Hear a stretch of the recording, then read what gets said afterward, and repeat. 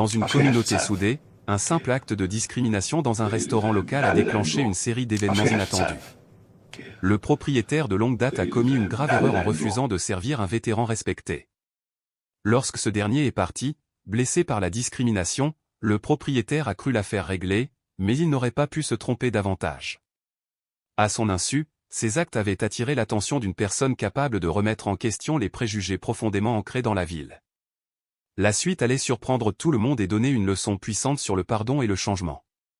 Avant de plonger dans cette histoire incroyable, faites-nous savoir dans les commentaires d'où vous regardez aujourd'hui, et si vous aimez cette histoire, n'oubliez pas de vous abonner.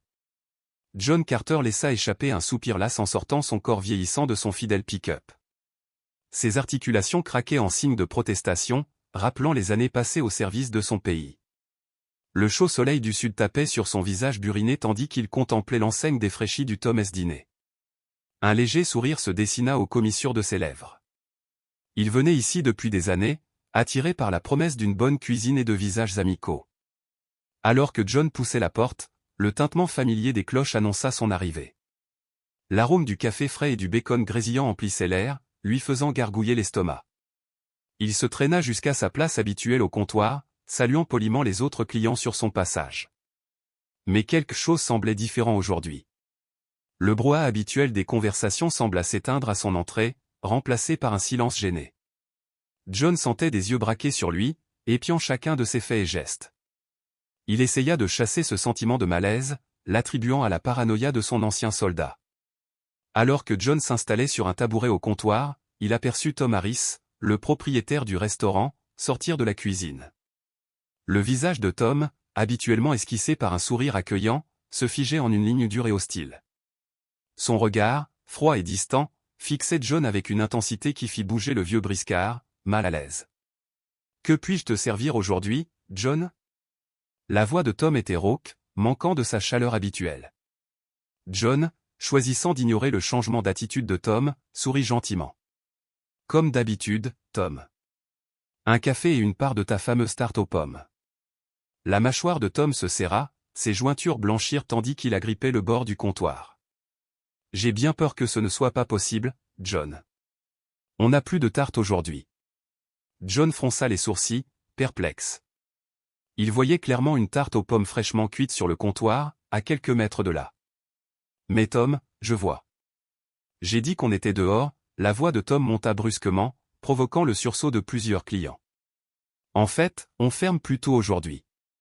Vous allez devoir partir. » Un silence pesant s'abattit sur le restaurant. John, figé, peinait à comprendre ce qui se passait. Depuis toutes ces années qu'il fréquentait le Tom S. Diner, il n'avait jamais été traité ainsi. Les autres clients s'agitaient, mal à l'aise, certains détournant le regard, d'autres observant la scène avec un mélange de stupeur et de curiosité morbide. John se leva lentement, ses mains burinées tremblant légèrement. « Tom, je ne comprends pas, ai-je fait quelque chose qui t'ait offensé ?» Le visage de Tom se tordit en un rictus méprisant. « Vous avez fait beaucoup de mal, rien qu'en entrant ici. Je ne sers pas vos semblables dans mon établissement. Maintenant, sortez avant que je sois obligé d'appeler les autorités. » Ces mots frappèrent John comme un coup de poing. Il recula en titubant, les yeux écarquillés de douleur et d'incrédulité. L'espace d'un instant, il fut transporté dans sa jeunesse, à une époque où ce genre de traitement était trop courant. Mais là, c'était différent. Il s'agissait de Tom, un homme qu'il considérait comme un ami depuis des années. Alors que John se dirigeait vers la porte, ses épaules s'affaissèrent de défaite. Une jeune femme assise à une table voisine se leva. « Ce n'est pas bien, dit-elle d'une voix tremblante. Vous ne pouvez pas le traiter comme ça. » Tom se tourna vers elle, le visage rouge de colère. « C'est mon restaurant, et je le gère comme bon me semble. Si ça ne te plaît pas, tu peux partir aussi. » La femme hésita un instant, partagée entre son désir de défendre ce qui était juste et la peur de la confrontation. Finalement, elle se rassit, les yeux emplis de honte, tandis qu'elle regardait John sortir du restaurant en traînant les pieds. Alors que la porte se refermait derrière John, un tourbillon de chuchotements s'éleva dans le restaurant. Certains clients réglèrent précipitamment leur addition et partirent, peu disposés à cautionner une discrimination aussi flagrante. D'autres restèrent, soit approuvant les agissements de Tom, soit trop choqués pour bouger. Tom ignorait que son acte préjudiciable allait déclencher une série d'événements qui ébranleraient les fondements même de leur petite ville. S'il avait su qui était vraiment John Carter et les puissants contacts qu'il entretenait, il aurait peut-être réfléchi à 2 fois. Mais en l'état actuel des choses, Tom Harris venait de commettre la plus grosse erreur de sa vie, et les conséquences allaient s'abattre sur lui comme un raz-de-marée. Alors que John Carter regagnait lentement son camion, son esprit était bouleversé par ce qui venait de se passer. La douce lumière du soleil, si réconfortante auparavant, semblait maintenant se moquer de lui, mettant en lumière la dure réalité des préjugés auxquels il venait d'être confronté. Il monta dans son véhicule, les mains tremblantes au volant. Pendant un long moment, John resta assis là, le regard vide devant lui. La douleur et l'humiliation le submergeaient par vagues, menaçant de le noyer dans le désespoir. Mais soudain, presque imperceptiblement, quelque chose changea dans son attitude. Sa mâchoire se crispa, déterminée, et une flamme s'alluma dans ses yeux. John Carter était bien des choses un vétéran, un père, un membre respecté de la communauté, mais il n'était pas homme à accepter l'injustice sans réagir. Lorsqu'il démarra le moteur, l'esprit de John travaillait déjà, élaborant un plan. Il avait peut-être été expulsé du Tom S. Diner, mais l'affaire était loin d'être terminée.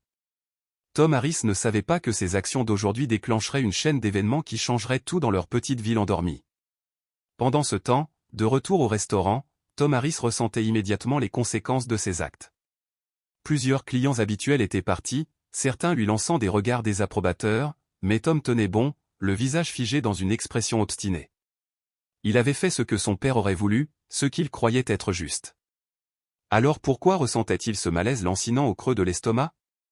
À mesure que la journée avançait, la nouvelle de ce qui s'était passé au Tom S. Diner se répandit comme une traînée de poudre dans toute la ville. Les gens se rassemblèrent en petits groupes au coin des rues et dans les jardins, à voix basse, évoquant cet incident choquant. John Carter était une figure connue et respectée de la communauté. Beaucoup avaient du mal à croire que Tom, qui avait toujours semblé si amical, puisse nourrir des préjugés aussi profondément ancrés. Mais il y avait une personne en particulier qui, lorsqu'elle a entendu la nouvelle, a ressenti une rage comme elle n'en avait jamais ressenti auparavant. Michael Carter, le fils de John, était assis dans son bureau à Washington D.C. lorsqu'il reçut l'appel d'un ami de la famille resté au pays. Tandis qu'il écoutait le récit de ce qui était arrivé à son père, Michael serra son téléphone de plus belle jusqu'à ce que ses jointures blanchissent. Michael Carter n'était pas un fils comme les autres. C'était un sénateur américain influent, connu pour son engagement en faveur des droits civiques et des anciens combattants. Il s'était battu sans relâche pour une société plus juste et plus égalitaire, et voilà que son propre père était victime d'une discrimination flagrante. L'ironie ne lui échappa pas et ne fit que renforcer sa détermination à réparer ce tort. À la fin de l'appel, Michael s'est adossé à son fauteuil, l'esprit en ébullition. Il pouvait user de sa position et de son influence pour faire appliquer la loi contre Tom Harris. Il pouvait faire de lui un exemple, montrer au monde qu'un tel comportement ne serait pas toléré. Mais aussi tentant que cela puisse être, Michael savait que de tels actes ne faisaient souvent qu'aggraver les divisions et attiser le ressentiment. Non, cette situation exigeait une approche différente. Michael se pencha en avant et reprit son téléphone. Il avait des appels à passer, des faveurs à demander. Tom Harris n'avait aucune idée de ce qu'il attendait, mais Michael était déterminé à lui donner une leçon qu'il n'oublierait jamais. Alors que le soleil commençait à se coucher sur la petite ville du sud, projetant de longues ombres sur les rues, le décor était planté pour une confrontation qui allait ébranler la communauté jusqu'à ses fondements. Les actions d'un homme plein de préjugés allaient se heurter de plein fouet à la détermination d'un fils luttant pour la dignité de son père. Une fois la situation retombée, rien ne serait plus jamais comme avant. Ce qui s'est passé ensuite allait choquer tout le monde en ville et enseigner une puissante leçon sur les conséquences des préjugés. Mais avant de continuer, si vous appréciez cette histoire, assurez-vous de donner un coup de pouce à cette vidéo et de vous abonner à notre chaîne pour découvrir d'autres histoires vraies incroyables de justice et de rédemption. Le lendemain matin, l'aube était claire et lumineuse, mais l'air était tendu comme un éclair. La nouvelle du traitement infligé à John Carter au Tom S. Diner s'était répandue partout, et la ville était en effervescence quant à la suite des événements. Tom Harris est arrivé tôt à son restaurant, comme il le faisait toujours, pour commencer les préparatifs de la journée, mais alors qu'il s'approchait de la porte d'entrée. Il remarqua que quelque chose clochait, un petit groupe de personnes était rassemblé dehors, brandissant des pancartes sur lesquelles on pouvait lire « Non au racisme » et « Égalité pour tous ». Le visage de Tom s'empourpra de colère tandis qu'il les dépassait et déverrouillait la porte d'une main tremblante. À l'intérieur, Tom essayait de vaquer à ses occupations habituelles, mais il ne parvenait pas à se défaire de l'impression que quelque chose d'important se préparait.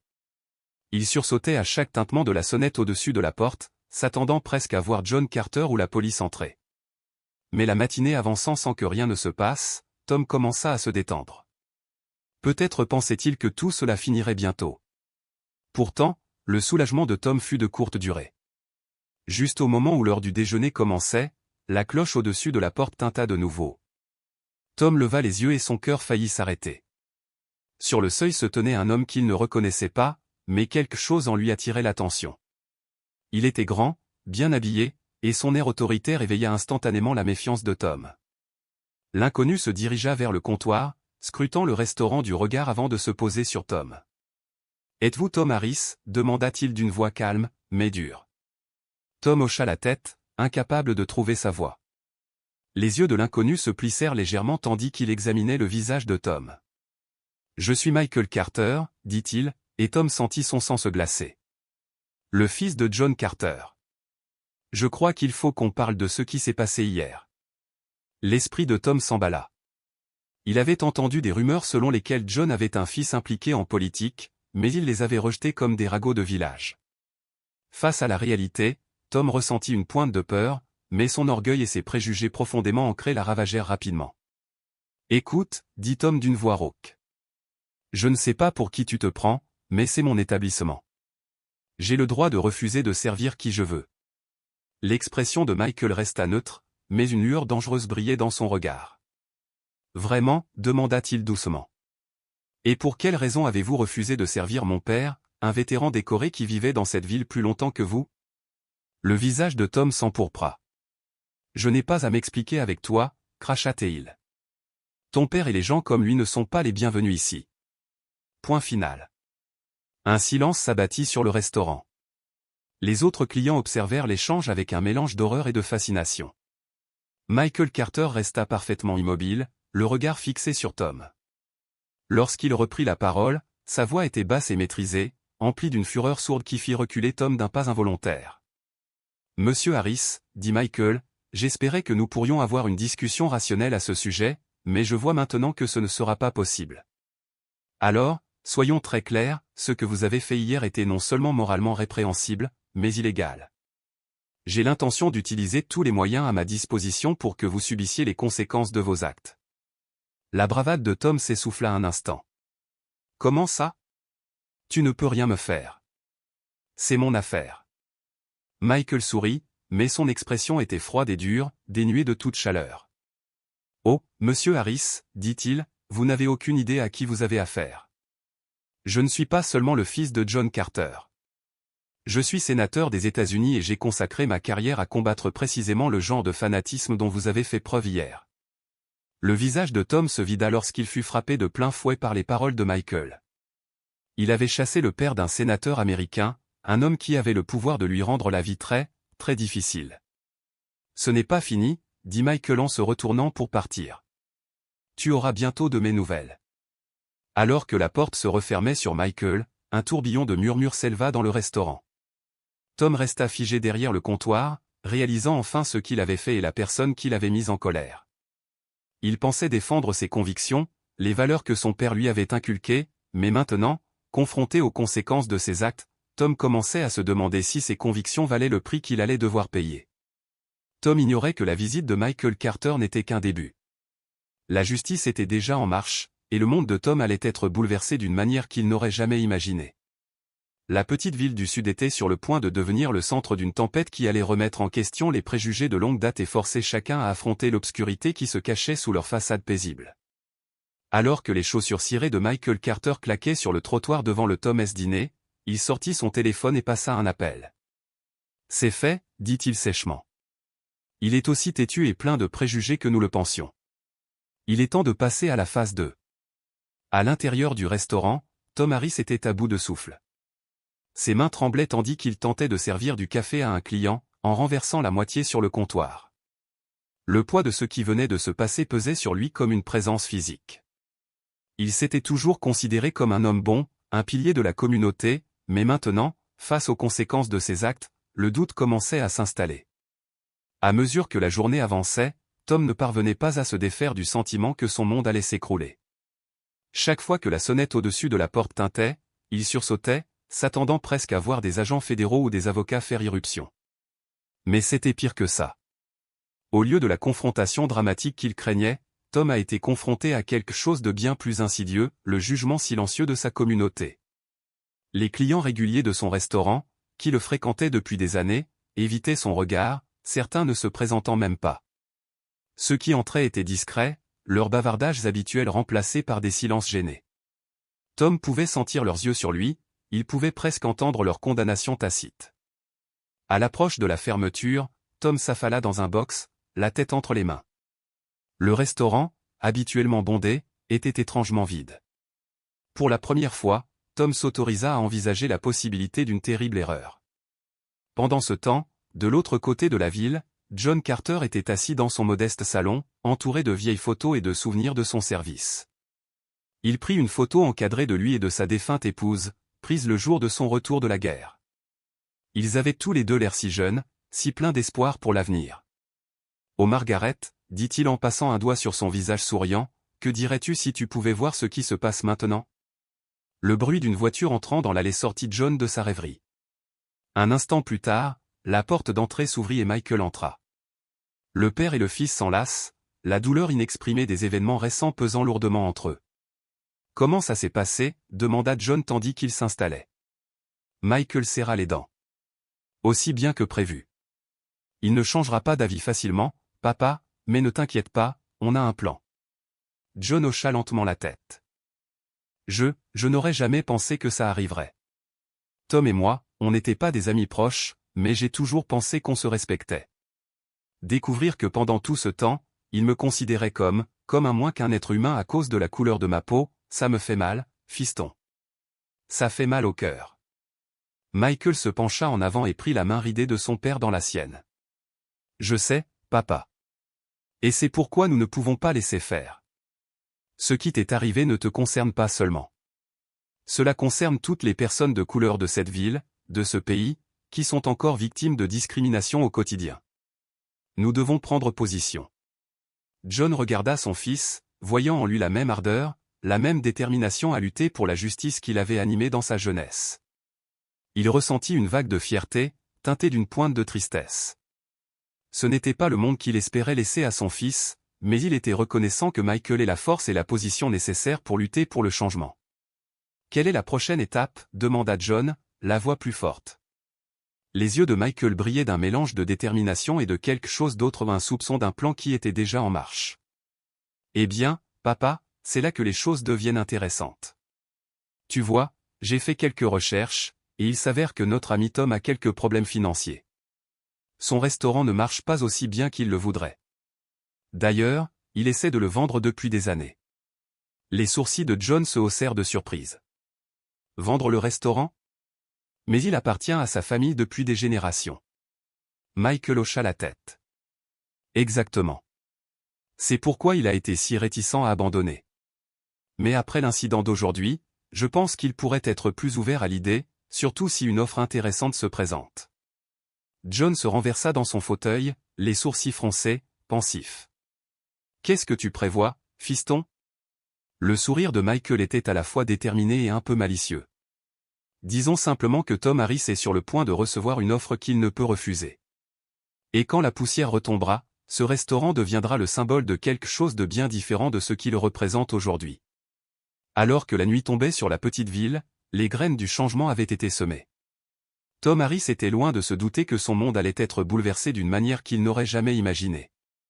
Les jours à venir allaient mettre à l'épreuve la structure même de la communauté, obligeant chacun à confronter ses propres préjugés et idées reçues. ChatGPT a dit. L'esprit de Tom tournait, se demandant qui pouvait bien lui faire une telle offre et pourquoi, surtout maintenant. Même s'il détestait l'admettre, le restaurant était en difficulté depuis des années. L'idée de vendre lui avait traversé l'esprit plus d'une fois, mais il l'avait toujours repoussé, s'accrochant à l'héritage que son père lui avait laissé. Aujourd'hui, face aux conséquences potentielles de sa confrontation avec John Carter et son fils, cette offre lui semblait une bouée de sauvetage, une issue au pétrin qu'il avait créé. Pourtant, quelque chose clochait. Le moment était trop opportun, les conditions trop précises. Tandis que Tom se tenait là, perdu dans ses pensées, la sonnette au-dessus de la porte tinta. Il leva les yeux et vit Sarah, sa serveuse de toujours, entrer. Dès qu'elle le vit, elle s'arrêta net, l'air réservé. « Tom, ça va ? On dirait que tu as vu un fantôme, dit-elle. Tom fourra rapidement la lettre dans sa poche. « Je vais bien, dit-il d'un ton bourru. J'ai juste beaucoup de choses en tête. » Sarah hocha la tête, le regard empli d'un mélange d'inquiétude et de déception. « Tom, à propos d'hier, ce que tu as fait à Monsieur Carter, c'était mal. Beaucoup de gens en parlent. Ils disent qu'ils ne reviendront pas au restaurant. » Tom ressentit une vague de colère. « C'est mon restaurant.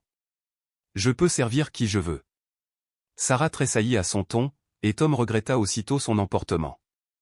Il passa une main dans ses cheveux grisonnants, ressentant soudain chaque once de son âge.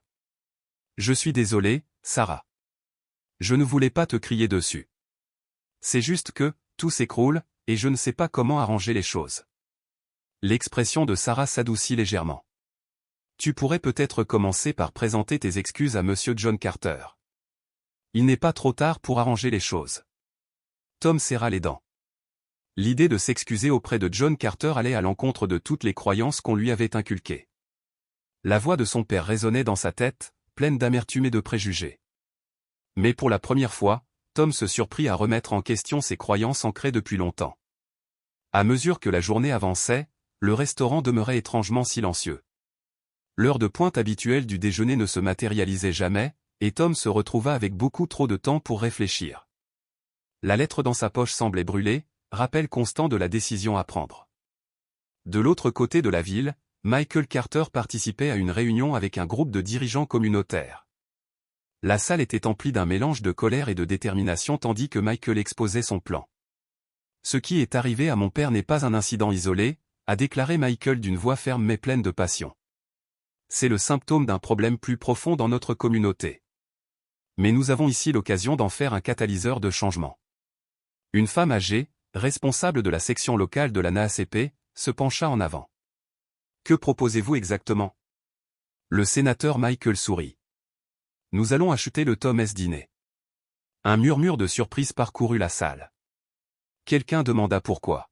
« Parce que, » expliqua Michael, « nous allons le transformer en quelque chose de nouveau, un lieu qui rassemble les gens au lieu de les diviser. Un symbole d'unité et de progrès en plein cœur de notre ville. » Alors que Michael exposait sa vision, l'atmosphère dans la salle commença à changer. Le scepticisme céda la place à l'enthousiasme, les participants percevant le potentiel de son plan. Pendant ce temps, John Carter était assis sur son porche, perdu dans ses pensées. Les événements des derniers jours avaient ravivé des souvenirs qu'il cherchait depuis longtemps à oublier. Il ferma les yeux et se retrouva soudain dans la jungle du Vietnam, plongé dans le chaos de la guerre. Dans son esprit, il revit le visage de Tom Harrisser, son compagnon d'armes et ami. Ils avaient combattu côte à côte, comptant l'un sur l'autre pour survivre dans un monde devenu fou. Mais arriva ce jour fatidique, celui qui changea tout. John se souvenait de la nouvelle recrue, un jeune soldat noir fraîchement sorti de l'entraînement de base. Il avait été effrayé, accablé par la brutalité de la guerre. Dans un moment de panique, il avait commis une erreur fatale ou une erreur qui avait coûté la vie à plusieurs hommes, dont le meilleur ami de Tom Sawyer. Le chagrin et la colère qui avaient suivi avaient empoisonné l'esprit de Tom Sawyer. Il avait transformé cette douleur en haine, imputant sa perte non seulement au jeune soldat, mais à tous les Noirs. John avait regardé, impuissant, son ami se consumer d'amertume, incapable de voir au-delà de sa douleur la vérité profonde, le véritable ennemi était la guerre, et non la couleur de peau. Alors que John ouvrait les yeux, revenant au présent, il ressentit une profonde tristesse. Il comprenait désormais d'où venaient les préjugés de Tom Jr. C'était un héritage de souffrance transmis de père en fils. Mais comprendre ne suffisait pas à régler les choses, et John savait que pour qu'un véritable changement se produise, il fallait briser ce cycle. De retour au restaurant, Tom fermait pour la nuit lorsqu'il entendit frapper à la porte. Il leva les yeux et vit Michael Carter debout dehors. L'espace d'un instant, Tom songea à faire semblant de ne pas l'avoir vu, mais quelque chose dans l'expression de Michael le fit s'arrêter. Avec un profond soupir, Tom ouvrit la porte. « On est fermé » dit-il d'une voix rauque. Michael hocha la tête. « Je sais. Je ne suis pas ici en tant que client, Monsieur Harris. Je suis ici pour discuter. Tom hésita un instant, puis s'écarta pour laisser entrer Michael. Les deux hommes se tenaient dans le restaurant vide, le poids de l'histoire et des préjugés pesant lourdement entre eux. Je suis au courant de l'offre que tu as reçue, dit Michael sans préambule. Les yeux de Tom s'écarquillèrent de surprise. Comment as-tu? Peu importe, l'interrompit Michael. Ce qui compte, c'est ce que tu vas faire. Les épaules de Tom s'affaissèrent. Je ne sais pas, admit-il. Cet endroit, c'est tout ce que j'ai. C'est l'héritage de mon père. L'expression de Michael s'adoucit légèrement. Est-ce vraiment l'héritage que tu veux perpétuer? L'héritage de haine et de division? Tom tressaillit à ces mots, mais ne put nier leur véracité. Pour la première fois, il s'autorisa à remettre en question ses convictions si longtemps ancrées. Qu'est-ce que tu veux de moi? Demanda Tom d'une voix à peine plus forte qu'un murmure. Michael s'approcha. Je veux que vous fassiez un choix, Monsieur Harris, celui d'être meilleur que votre père, de briser le cycle de la haine et de prendre un nouveau départ. En regardant Michael dans les yeux, Tom ne vit ni jugement ni condamnation, mais une lueur d'espoir. À cet instant, quelque chose changea en lui. Les murs qu'il avait érigés autour de son cœur commencèrent à s'effondrer, et il sentit les prémices du changement. Tom était loin de se douter que sa décision, à cet instant précis, allait déclencher une série d'événements qui allaient non seulement transformer sa vie, mais aussi celle de la communauté tout entière. Le chemin à parcourir ne serait pas facile, mais il promettait rédemption et guérison pour une ville longtemps divisée par les ombres du passé. Alors que le soleil se levait sur un nouveau jour, Tom Harris se tenait devant son restaurant, clé en main. Il prit une grande inspiration, se préparant à ce qu'il allait faire. D'une main tremblante, il déverrouilla la porte et entra pour ce qu'il savait être la dernière fois. L'odeur familière du café et de la graisse le submergea, ramenant avec elle un flot de souvenirs. Il se souvint de son père, debout derrière ce même comptoir, lui apprenant à gérer l'établissement. Il pouvait presque entendre l'écho des rires d'une époque plus heureuse, avant que l'amertume et les préjugés n'empoisonnent tout. Tom se dirigea vers le bureau du fond, s'enfonçant lourdement dans le vieux fauteuil grinçant derrière le bureau. Il sortit la lettre d'offre et la relut une dernière fois. Puis, avec un profond soupir, il décrocha le téléphone et composa le numéro en bas de la page. « C'est Tom Harris, dit-il d'une voix rauque d'émotion. Je vous appelle au sujet de l'offre de rachat de mon restaurant. J'accepte. » En raccrochant, Tom ressentit un étrange mélange de soulagement et de tristesse. C'était fini. Le restaurant, qui appartenait à sa famille depuis des générations, appartiendrait bientôt à quelqu'un d'autre. Mais malgré cette tristesse, une lueur d'espoir brillait aussi, l'espoir d'un nouveau départ, d'une chance d'être meilleur qu'avant. De l'autre côté de la ville, le téléphone de Michael Carter vibra, un SMS lui parvint. Il le lut rapidement, un petit sourire aux lèvres. « C'est fait », dit-il à son père, assis en face de lui à la table du petit déjeuner. Tom accepta l'offre. John Carter hocha lentement la tête, l'air pensif. « Et maintenant, a-t-il déclaré, nous entamons la deuxième phase du plan. Il est temps de transformer ce restaurant en un lieu qui rassemblera la communauté au lieu de la déchirer. » Au cours des semaines suivantes, la ville bourdonnait d'activités et de spéculations. La nouvelle de la vente du restaurant par Tom Harris se répandit rapidement, et des rumeurs circulèrent quant à l'identité du nouveau propriétaire. Certains parlaient de l'arrivée d'une grande chaîne de restaurants. D'autres murmuraient qu'il allait être transformé en un café chic. Mais la vérité, lorsqu'elle fut finalement révélée, choqua tout le monde.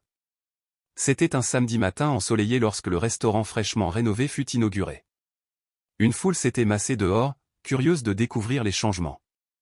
À midi pile, les portes s'ouvrirent et des exclamations de surprise parcoururent la foule. Debout dans l'embrasure de la porte, un sourire chaleureux sur son visage, se trouvait John Carter. John se leva avec assurance et accueillit tout le monde à la table des vétérans, un lieu qui, autrefois symbole de division, était devenu un lieu d'unité et de guérison. Après avoir été expulsé de ce restaurant, John en était désormais le fier propriétaire, invitant la communauté à découvrir le nouvel espace orné de souvenirs de guerre rendant hommage aux vétérans de toutes origines. La pièce maîtresse était une fresque murale représentant divers soldats rassemblés, dont deux figures ressemblant au jeune John Carter et à Tom Harris père, symbolisant la camaraderie et une histoire commune. John a expliqué que la table des vétérans était plus qu'un restaurant, c'était un lieu communautaire où vétérans et habitants pouvaient se réunir pour se soutenir, se comprendre et se ressourcer lors d'événements réguliers. Tandis que John parlait, la confusion de la foule se transforma en espoir et en applaudissements, surtout lorsque Tom Harris, l'ancien antagoniste, fut présenté comme le nouveau chef. Tom reconnut ouvertement ses erreurs passées et promit de gagner la confiance de la communauté, marquant un moment fort de rédemption. Le restaurant ouvrit officiellement ses portes, vibrant d'une effervescence et de conversations brisant les barrières. Tom œuvrait aux côtés d'une équipe variée, ressentant le poids de son passé s'alléger à chaque plat servi, à chaque sourire échangé. John et Michael Carter observaient avec fierté, conscients que ce n'était que le commencement d'un changement profond. Avec le temps, la table des vétérans s'imposa comme un symbole d'espoir et de transformation bien au-delà de leur petite communauté. Les médias relayèrent leur histoire, tandis que des réalisateurs documentèrent leur cheminement vers le pardon et la guérison collective. Même Tom Harris Sr., jadis amer et empreint de préjugés, trouva la paix et l'espérance, touché par l'unité qu'il avait vu naître. John repensa à leur parcours, conscient des progrès accomplis, rempli d'optimisme pour ce qui restait à venir. Leur récit inspira d'autres personnes à travers le pays, déclenchant des initiatives similaires en faveur de la réconciliation et du rétablissement. Un reportage national et un documentaire diffusèrent leur message plus largement. Avec John, Michael et Tom partageant leur vécu et insistant sur le fait que le changement requiert patience, empathie et la capacité à reconnaître l'humanité en chacun. L'influence du restaurant s'étendit au-delà des frontières. D'autres communautés adoptèrent des modèles semblables. Et John ainsi que son équipe devinrent des conférenciers et consultants très demandés. Ils poursuivirent la promotion de programmes de soutien et de mentorat destinés aux vétérans, faisant de la table des vétérans un véritable emblème d'espoir et d'unité. Un an plus tard, leur action fut reconnue au niveau national, lorsqu'ils furent invités à intervenir lors d'une conférence majeure sur les droits civiques. Puis furent nominés pour le prix Nobel de la paix en reconnaissance de leurs efforts en matière de guérison sociale et de réconciliation raciale.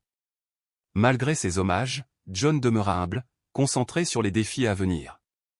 La table des vétérans représentait un témoignage vivant de pardon, de guérison et du pouvoir de se rassembler pour bâtir un avenir meilleur. Ce parcours, né d'un simple geste de pardon, s'était transformé en un mouvement qui avait touché d'innombrables vies et contribué à surmonter les divisions. Une véritable histoire d'espoir et de renaissance. Que feriez-vous à la place de John Carter? Trouveriez-vous la force de pardonner et de transformer la douleur en quelque chose de positif?